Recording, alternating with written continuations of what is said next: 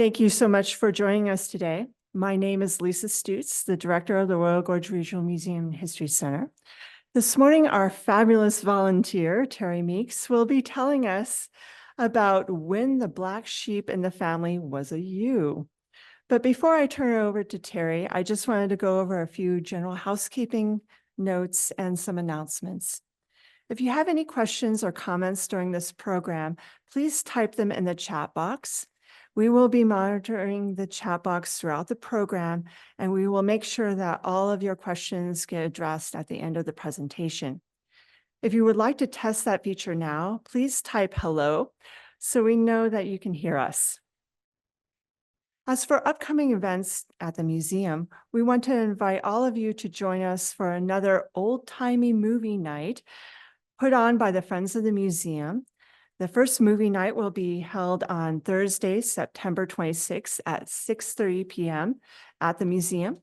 The featured movie will be Stagecoach, starring a very young John Wayne. The following evening on Friday, September 27th at 6:30, the Friends will be showing another movie titled Saddle the Wind, starring Robert Taylor and Julie London. No registration is required for both movie nights, and they are open to the public with a suggested donation of $4. And popcorn will also be available. Starting on Wednesday, September 25th, the museum will be hosting a special 4-week community coffee and conversation series focusing on recreation in Fremont County. Each Wednesday morning at 9 a.m. for the 4 weeks, we will be holding this open discussion highlighting a different recreational topic each Wednesday. The first topic in this series will be on mountain biking or biking in Fremont County. The following Wednesday on October 2nd, we will highlight the various river sports in the area. And on October 9th, the topic will be hiking and rock climbing.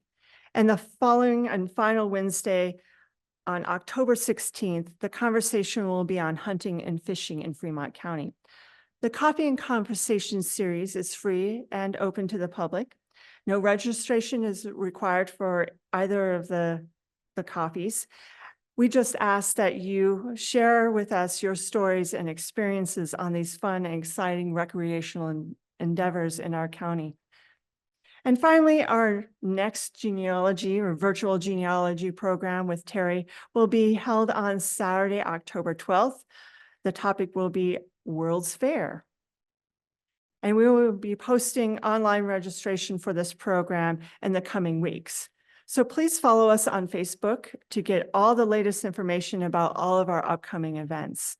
And again, thank you for joining us. And I will now turn it over to Terri. Good morning, and thank you for joining us this morning.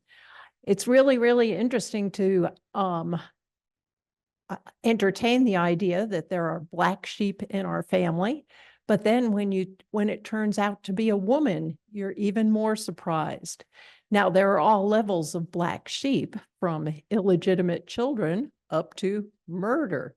And today we're going to talk about those that wound up in prison.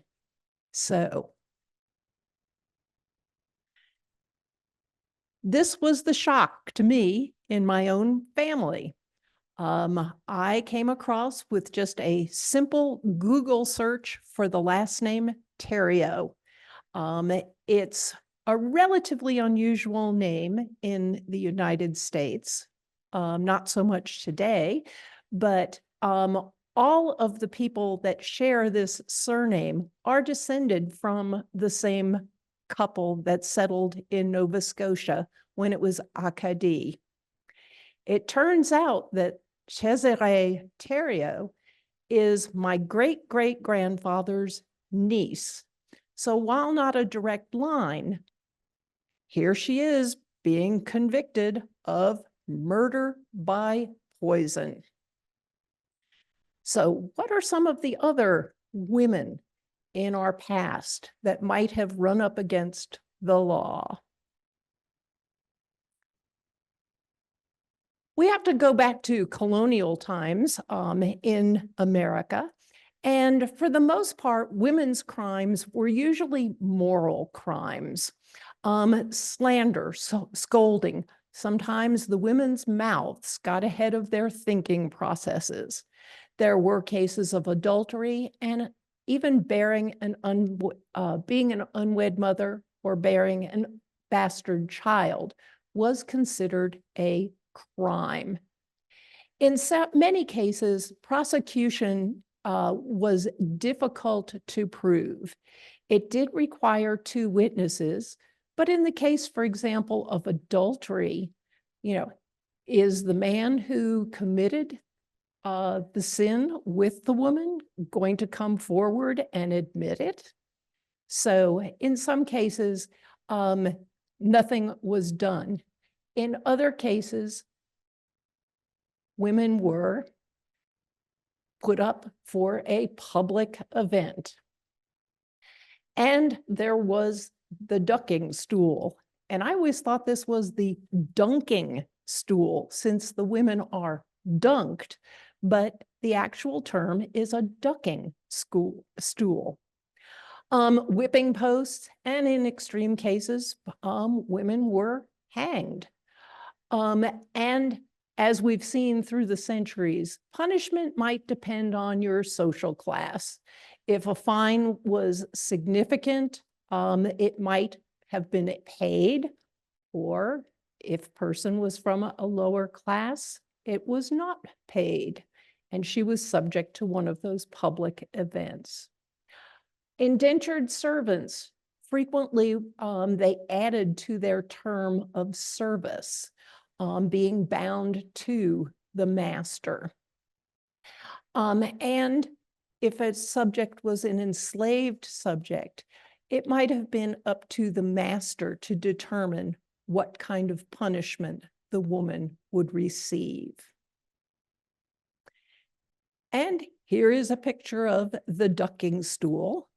And as we are probably familiar with, if the woman survived, she was guilty. If she did not survive, she was not guilty. Kind of the inverse. So let's speed forward really, really quickly. The first female American correctional facility was erected in 1839, and it had a dedicated building and staff, and it was in my hometown, Ossining, New York, and it was the female part of Sing Sing Prison. The prisoners there made buttons and stitched them to clothes. Interesting. The crimes ranged from stealing, larceny, to murder. And the prison only operated until 1877, when the women were transferred to Kings County, New York, to the Crow Hill Penitentiary. Even though women were in prison, it didn't mean that they did not misbehave. So there were penalties for misbehavior at this time as well. Hair cropping, in other words, pretty much getting your head shaved. Gagging and straitjackets were very popular. Confinement to isolation cells, and even beating, flogging. And here is a picture of the Mount Pleasant pen. And it was made out of marble, and it was torn down shortly after it closed. Here's a picture from the 1870s, the early 1870s, a stereograph by G.W. Pack. He was one of 3 brothers that opened a photography studio in New York City, and they did portrait photography. These are 5 women prisoners, and you do see them dressed in prison garb, prison-issued garb, And one of the features that they are each wearing is an apron. I realize it's a very dim picture, but they're wearing aprons. And aprons at the time were a fashion rage. So they were very a la mode at this time. The Pack Studio started, I believe, in about 1866. And while the brothers had passed away, it didn't close until 1994.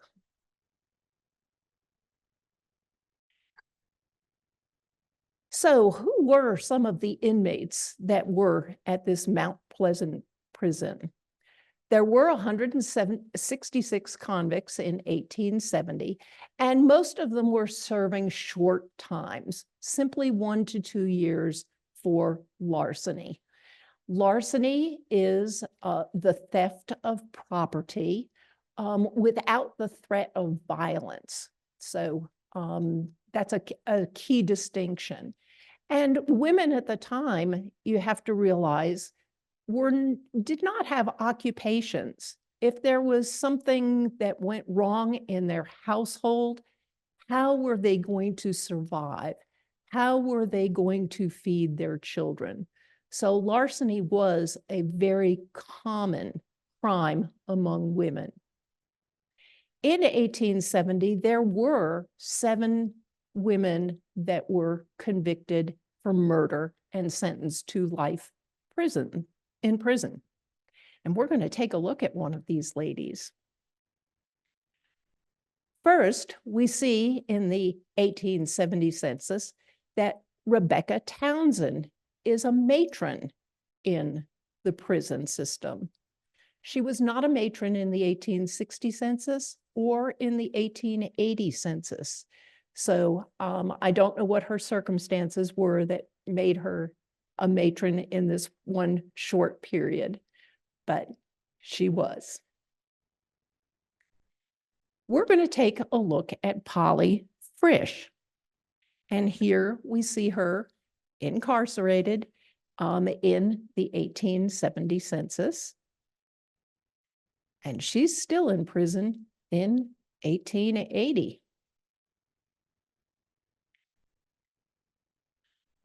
We see that she was actually convicted of murder in Genesee County, New York, as of 1859, but her sentence was commuted to life. And this frequently happens. In the case of my own ancestor that we saw initially, Cesare Terrio, her life or her sentence of death was commuted to life imprisonment. We see over the course of her time that she has applied for pardons or paroles. And we see that it was refused in 1870, refused again in 1879, and that she is serving for life and has been convicted in 1859. We finally see at the bottom that she was granted parole in 1892. So it's approximately some 40 years later.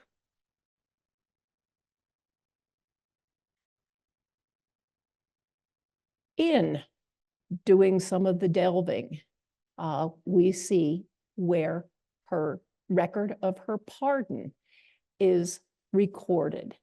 And we also get some of the backstory. In 1859, she was indicted for killing her husband and 2 children by poisoning them with arsenic.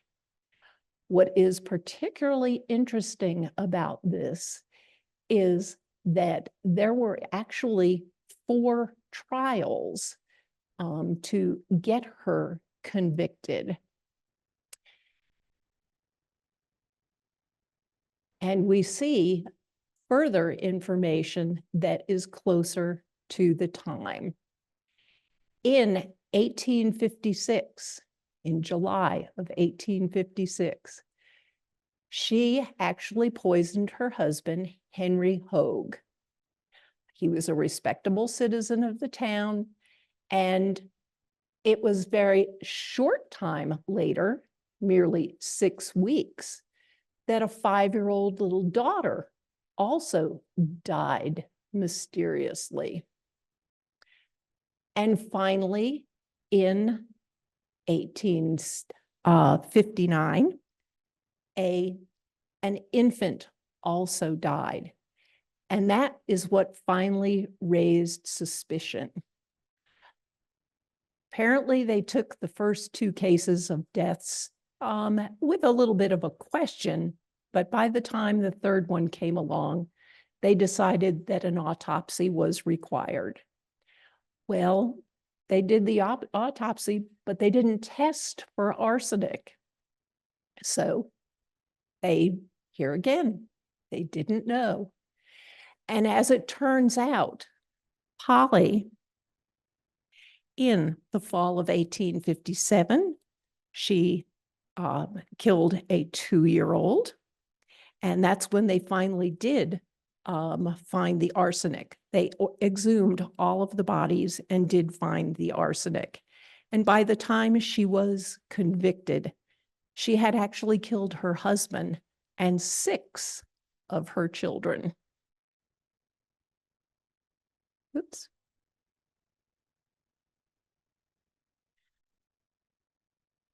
So she did get out in 1892, and I have no further information as to, I could not find her in the 1900 census to see what she had moved on to. In general, women were housed in a separate unit within the male prison. That's what we've seen in the Mount Pleasant prison system. The conditions were horrendous. There was excessive use of solitary confinement. And because in some cases they were housed with the male population, there was a lot of physical and sexual abuse. And it came at the hands of both the inmates and the guards.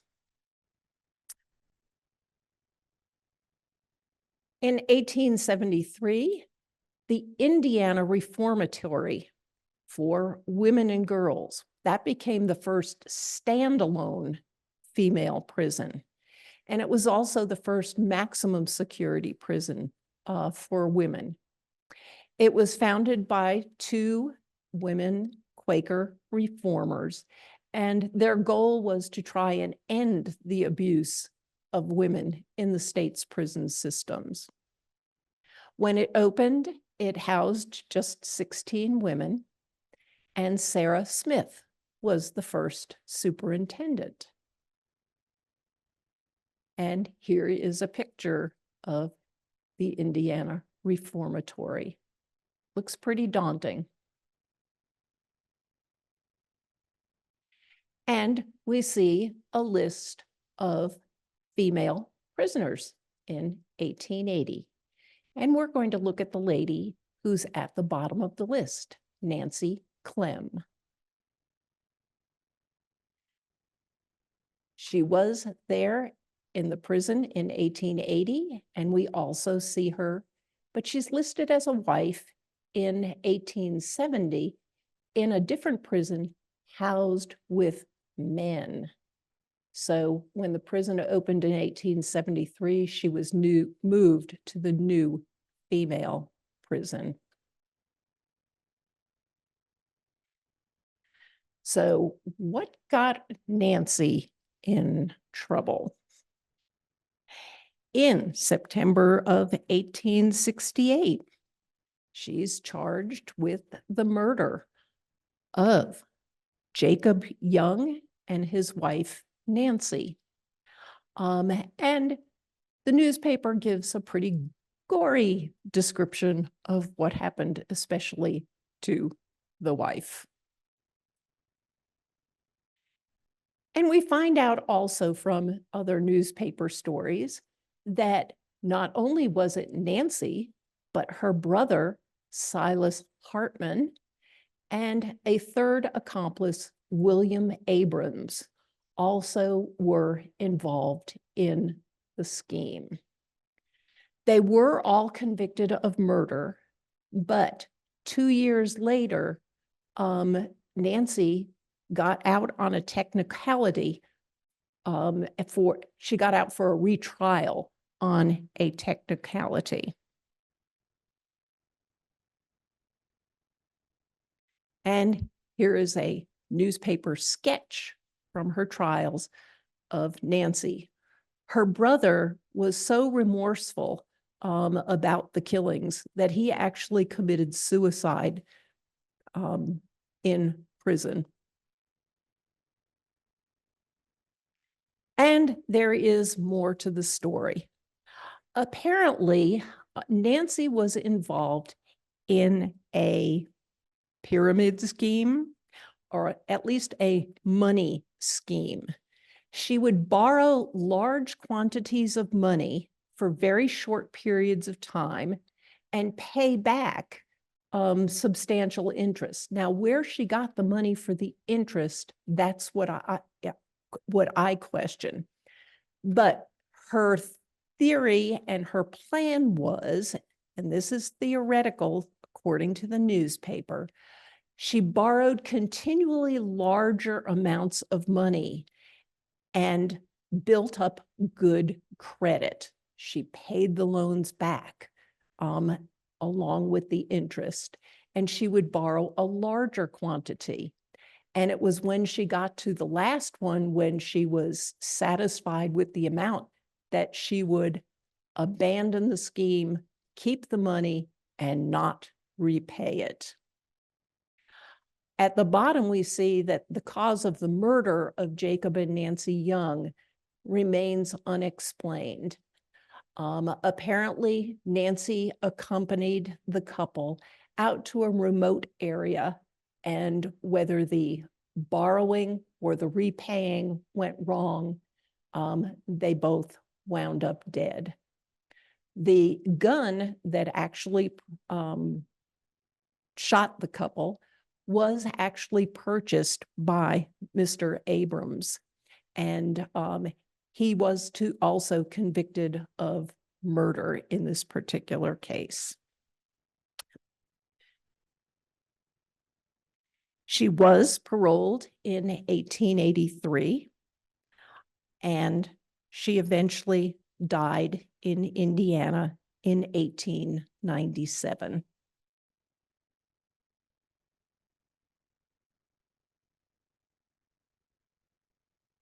She was very young when she actually committed the crime and was 65 when she passed away. So she was in the Indiana Reformatory. What is the difference between a reformatory versus a quote unquote prison custodial institution? At the time, the 1870s, reformatories were new concepts, and they wanted to rehabilitate. And this was in the case of both men and women. Women did not receive a fixed sentence. They weren't sentenced to 2 years, 5 years, 20 years. The idea was that they wanted to keep them in the reformatory until they were deemed reformed. These reformatories usually housed white working class women, and the goal was to improve the moral character of the women and perhaps give them a little bit of training so that they could be released and be productive in society. A custodial institution, on the other hand, was very much like the male prisons. The women were simply warehoused. They were put away and, in some cases, forgotten. In a lot of cases, the women were convicted of more violent crimes, felonies, property-related and violent crimes. They lived in unsanitary conditions. In one case, they were housed in, for example, the guard tower, to keep them out of the male population in a single room. So a lot of isolation, solitary confinement, and poor conditions. They had to do physical labor, and in the case, even in reformatories, the medical treatment at the time was not good. By 1940, fortunately, 23 states had facilities exclusively for female inmates.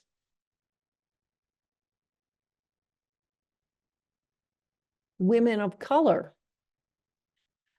they were determined to be less rehabilitative than their white counterparts. They were usually incarcerated for longer periods of time for less serious offenses. And in the South, it was particularly harsh. They might have been sent to a state-owned penal plantation or convict leasing program. This was something that was widely used. Plantations or corporations could request prison labor, day labor, and the people would be released to work in private parties in these locations. This system ended in the early 20th century.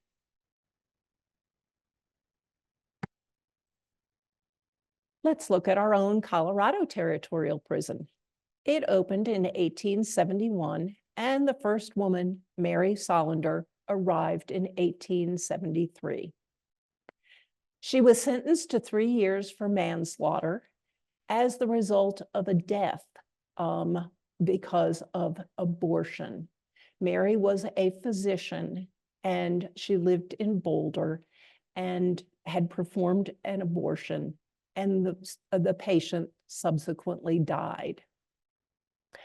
As far as the prison is concerned, in 1884, they built the first separate women's prison, and it was still on the same property as the territorial prison, and it just had 6 cells. By 1896, they had a 2-story 40-cell prison, and in 1935, a women's prison was finally built. And we are familiar with the prison museum, but this was originally the first women's prison. And we see in 1873, the list of prisoners, what their crimes were, the sentences that they were serving, and where they had been sentenced from. And we see our only female, Mary Solander. In January of 1873, Mary was convicted and sentenced to the 3 years. When she was arrested, there was a large hue and cry. The people of Boulder, she might have been the only physician in the area, and they felt that she was unjustly detained. And it was a mere 8 months later that she was actually pardoned. She was given executive clemency, and her petition was signed by some 800 people. It turns out that, I forget where I was going with this. Anyway, Mary, she was originally from Pennsylvania. She was married, and by 1860, she had moved to Ohio. And in 1870, she was in Boulder. When she got out of prison, by 1880, she settled in Oregon, where she was a practicing physician. She moved on to Washington State and eventually to California, where she died in 1921. Oh, I know where it was. Mary, when she was sentenced in January, her case actually went to the Colorado Supreme Court. She charged the judge with being prejudicial because he had actually come out and stated that she was guilty prior to her trial and during her trial. And this might have resulted in some of this hue and cry for her clemency. By 1910, we see quite a number of female prisoners. Here again, they are lodged among the male population. But we're going to take a look at Electra Baird. And Electra in 1909 is an embezzler.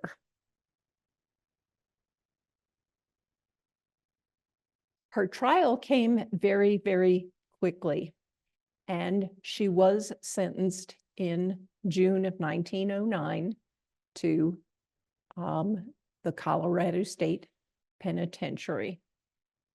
And immediately, people started asking for her pardon. And it is not thought the rules of the pardon board will be changed in her case. The rules are that all prisoners must be in the penitentiary before their application will be considered. So before she was even housed in the prison, they were trying to get her exonerated. Well, what did she do? She had misapplied the funds of a children's hospital in Denver and tried to escape the responsibility by shamming insanity. She was actually the treasurer of the association that ran the children's hospital, and she absconded with some money. Here is the actual photograph, newspaper photograph, and the hat is really, really extreme.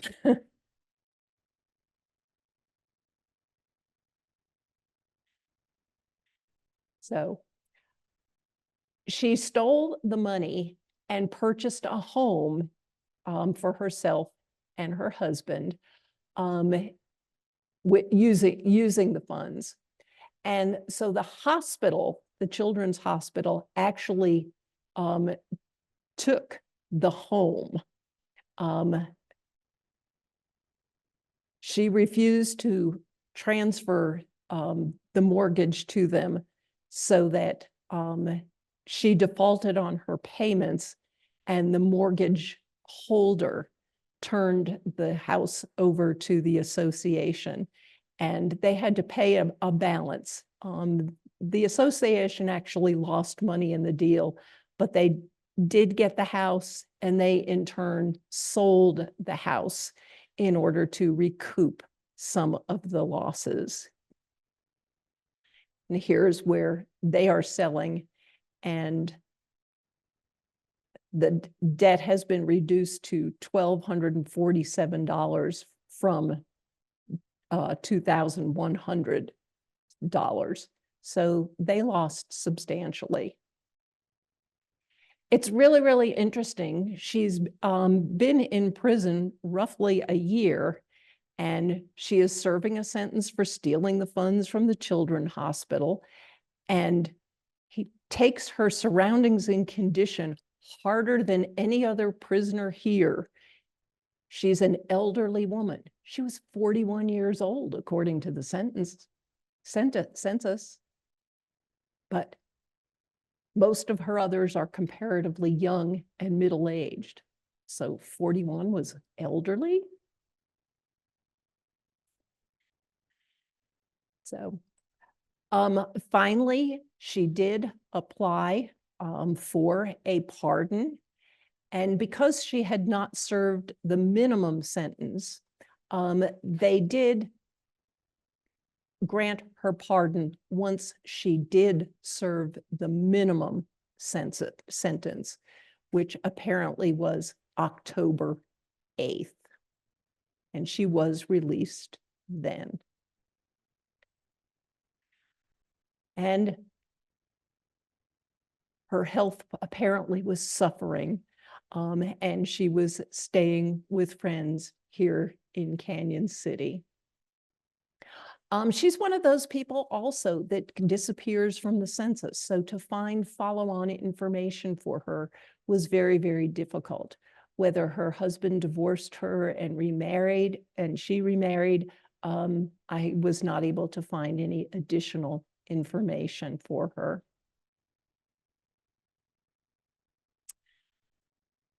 The Massachusetts Correctional Institute. It was opened in 1877 in Sherborne.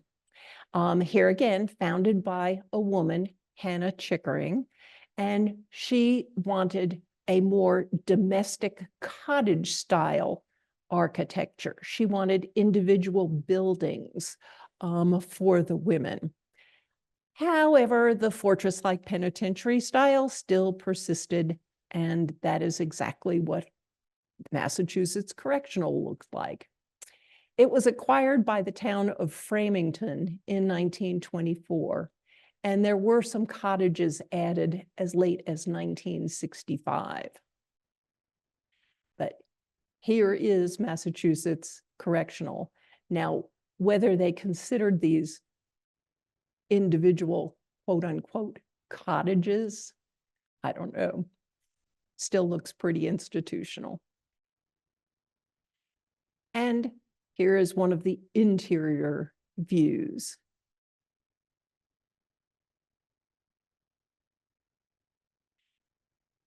And in this particular case, I don't have a lot of information, but I do see that Martin and Margaret Cannon have been arrested, a couple, and this is in 1880. And they are in the Charles Street Jail in Massachusetts. So they're temporarily in jail. It's really, really interesting that the census takers, we see it very, very quickly happened that I think it's 16 days later. The previous one was, the census was taken on June 1st, and this is the 17th of June. And we see Margaret now has been transferred to the Sherborne prison. I could not find, because her name was relatively common and the Massachusetts information did not yield anything for what her crime actually was. This institution, though, did have an all-female staff.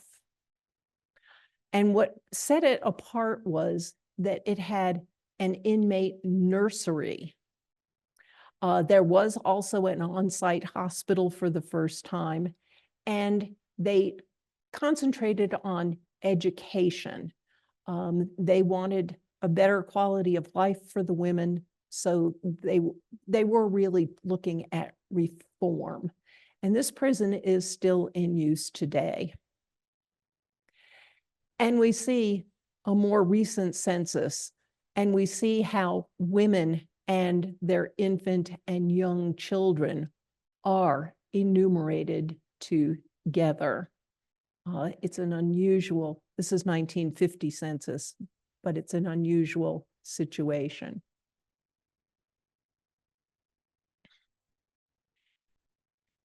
California women, just like so many others, were housed with men in San Quentin.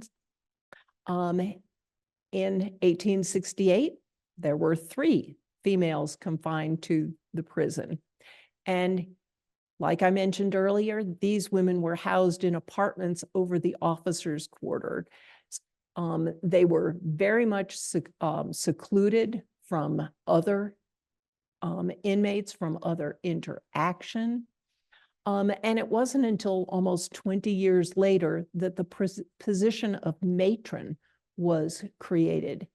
In many cases, there were no female guards or services of any kind for women. In 1922, there were 48 women serving, so not too many. In many cases, women were simply sent to jail. Emma Ledoux happened to be the first woman who was sentenced to death in California. And here is a 1915 picture of a courtyard at San Quentin.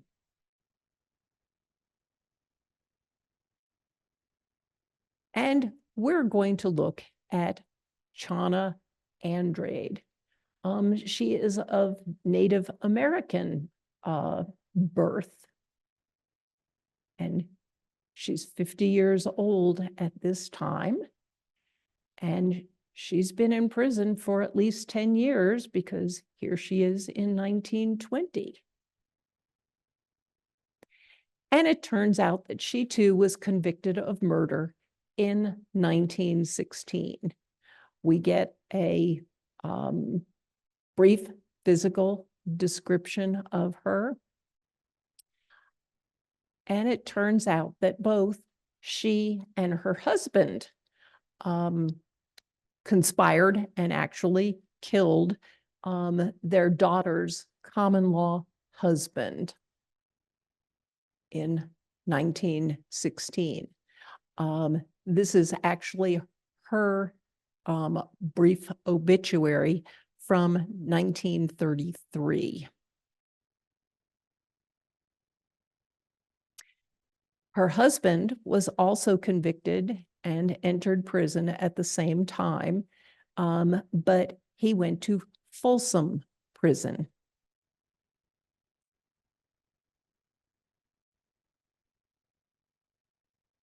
In 1932, the actual women's prison, the California Institute for Women, was erected.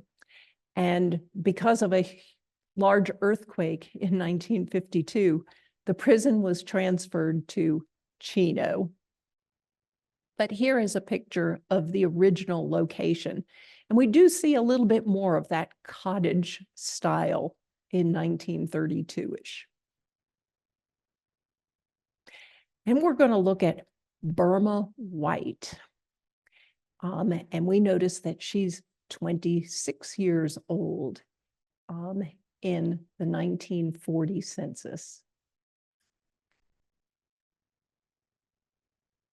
And we see a very long list of robbery crimes that she has been confined for. She's sentenced to prison in December of 1933, and we get her photograph.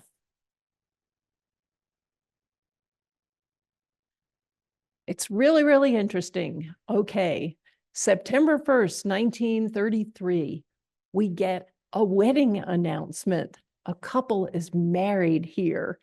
And, you know, the proud father is walking his daughter down the aisle, and Burma Adams is marrying. She's the bride of Thomas White. And we have the description of her outfit. She had a black gown and carried snowy corsage of gardenias. September 1st. 7 days later, she's under arrest. Her husband has been shot, killed during one of the robberies, and she's remaining silent. It turns out that her husband, Thomas, was a good 17 years older than she. She was a mere 19 years old. And he was described as the rattlesnake bandit. And on her Find a Grave page, she is described as a mob mall. can't find any information about being involved with a mob rather. So the couple was actually charged with the murder or the shooting of Crombie Allen and a Cora Witherington. And Cora was actually, I do not believe that either one of them died. Crombie was just shot. Cora was actually blinded for life. She had been a school teacher and was blinded. So, but her husband had been shot and killed during the robbery. And we get the officers that were involved in the arrest.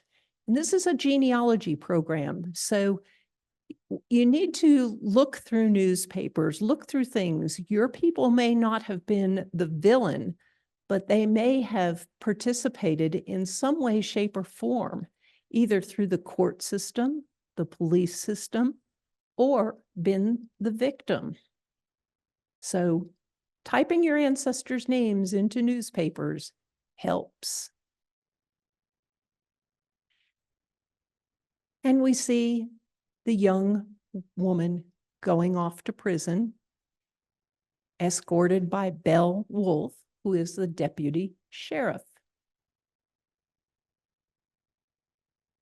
And she was sentenced to, she did have parole denied in 1940. This was 1933 that she was convicted. 1942, 9 years later, she was actually released. She did subsequently marry, and she died in 1962 in Washington State.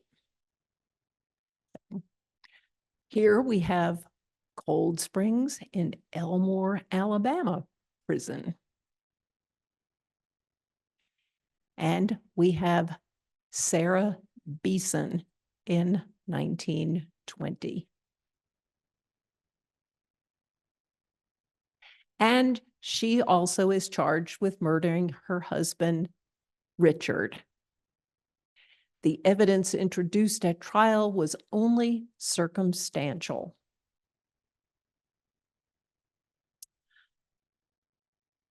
There's very little information about the actual trial, but she did apply for a pardon in 1924.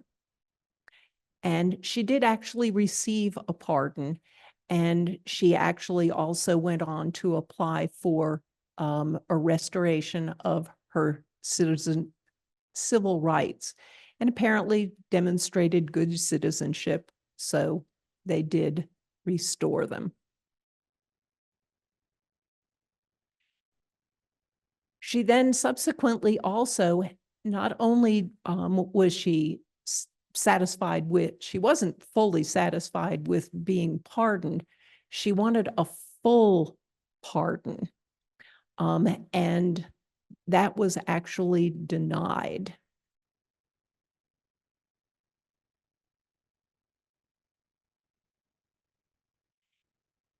In 1855, Utah opened their territorial prison, and they had 16 cozy cells dug into the ground with iron bars on top. So more of a pit-like structure than a room-like structure. In 1871, it actually became part of the United States penitentiary system. And in 1896, the Utah State Prison. In 1951, pretty late, 100 years later, a new state prison was completed, and this one was closed in 2022.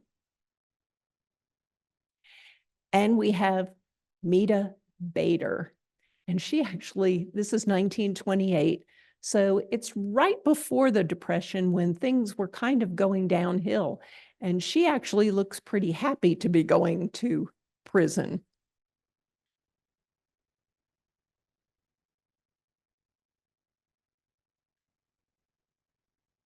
So she's going to prison in 1928, but 3 years prior, she had gotten a divorce from her husband, Charles Carter. And during the divorce settlement, she had gotten a deed for 30 of the 40 acres for a particular tract of land. And in 1925, she's pulling a gun on him and insisting that she get the remaining 10 acres of the property. Now, what happened to that property? I have no idea, because in 1928, she's going through Salt Lake City, charging things on women's car credits, and passing bad checks. She has a 12-year-old son at this point, and she is going systematically to all of the finer stores in Salt Lake City. And we see the names of the stores. So if someone in your family was associated with the store, you can see how they might have been the victim in some of this. And finally, she was arrested for passing a $26 check, and found guilty and sentenced to prison. Her son she overheard women charging in stores to their, put it on my account.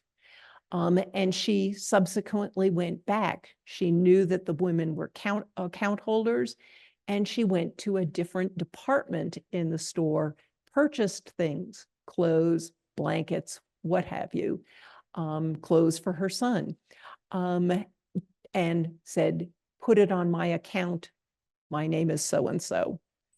Her son was the one that actually found a book of check stubs, and that's what got her set on checks and passing faulty checks.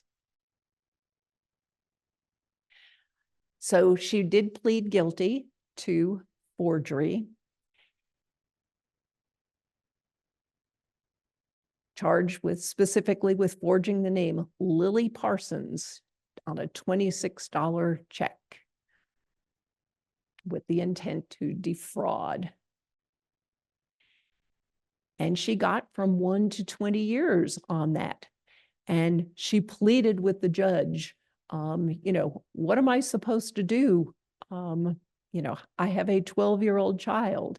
And in the bottom, he seems to indicate that he's not very sympathetic to her. You're a menace to society, and we don't want to release you so that you can do this again. And there is, here again, a hearing for pardon, and it's for termination of her sentence.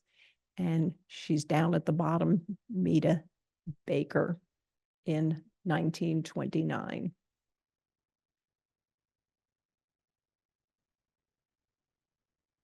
So today, what kinds of offenses are being perpetrated by women? For the most part, most of them are drug offenses. In all cases, we now have separate facilities from the men, and women do receive gender-specific care and programming. They do have educational and vocational opportunities, counseling, mental health treatment, and much as the men, they too have education, psychological, mental health treatment, religious services are available, and leisure activities. There are 29 federal prisons for women, and there are women's prisons in every state. And for women, they do have separate medical prisons as well. So where to look for information? Ancestry, of course, in your census. You may be going backwards in your census research and going systematically from 1950 backwards, and all of a sudden something crops up where someone in your family might be in prison or in jail. Where do you go from there? Newspapers were a rich resource for information on for this presentation.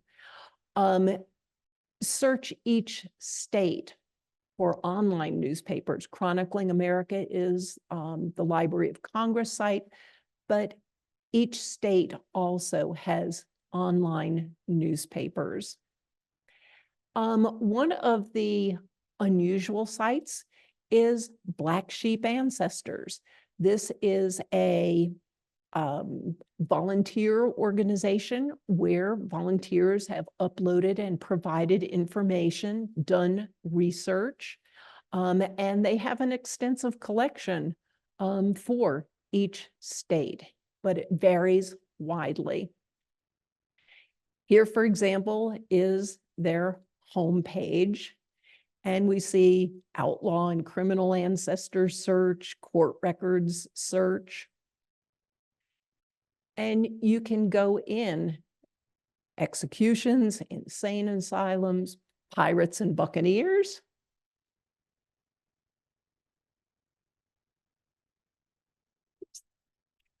So for example, if you choose one of those categories, outlaw and criminal ancestors, you see a listing of the states, and each state will have different levels of information, but you can find stuff. So for example, we have the Arkansas State Penitentiary records from the 1880 census, A to Z.